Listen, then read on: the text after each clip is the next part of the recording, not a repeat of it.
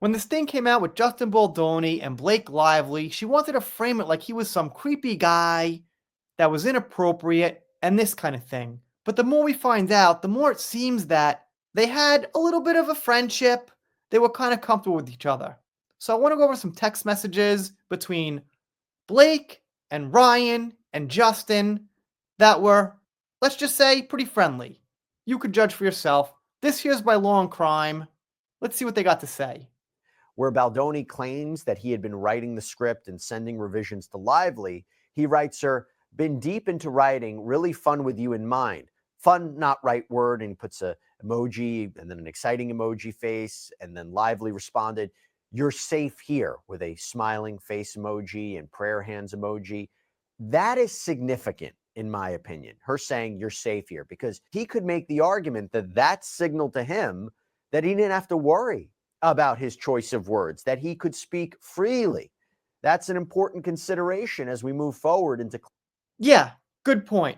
I use the prayer hands a lot, and when I do, it's usually a thank you. And the smiley face obviously means, all right, yeah, I'm smiling. There was another text exchange between the two where, when talking about a scene, she writes Baldoni, quote, "If you knew me in person longer, you'd have a sense of how flirty and yummy the ball busting would play. It's my love language. Spicy and playfully bold, never with teeth." So look, at the very least, he could make the argument that she was the one who had no issue talking provocatively and speaking like this, and she was the one who crossed the line. That's an argument he could potentially make. So let's go back to Ryan. Yeah, okay. I mean, talk about creepy and kind of weird. If you knew me long, you'd have a sense of my flirty and yummy the ball busting would play. It's my love language, spicy and playfully bold. Well, spicy is usually a word you use to replace a much more adult type word on places like YouTube where you can't say certain things. So, yeah, it seems like she was building the atmosphere to be, as she says, kind of playful, maybe yummy, spicy, and bold. So, what I'm trying to say is that kind of gave him a green light to be a little bit playful back. So, if he did say something inappropriate, it would seem like it was appropriate according to this.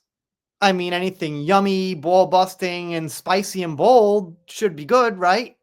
So Baldoni sends a long text message to actor Ryan Reynolds, again, Lively's husband. He is an A-list star.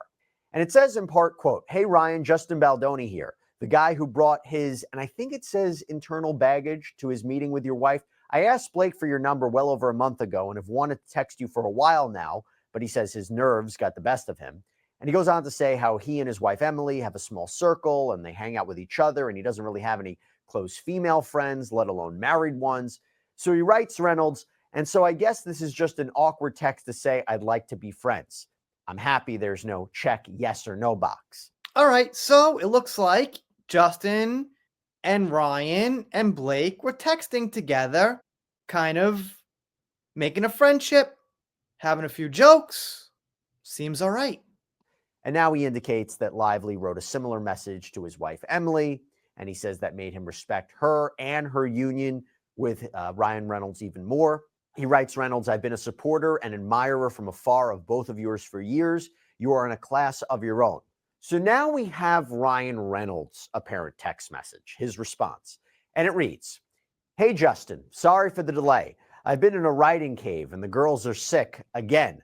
I'm told they have an immune system, but it's in beta testing." It's kind of funny seeing his humor that we've come to know from him from the movies and interviews actually coming out in this message. But All right, so yeah, it does go on. As you know, the case goes on for a while. But my point is, it seemed like they were all friendly there.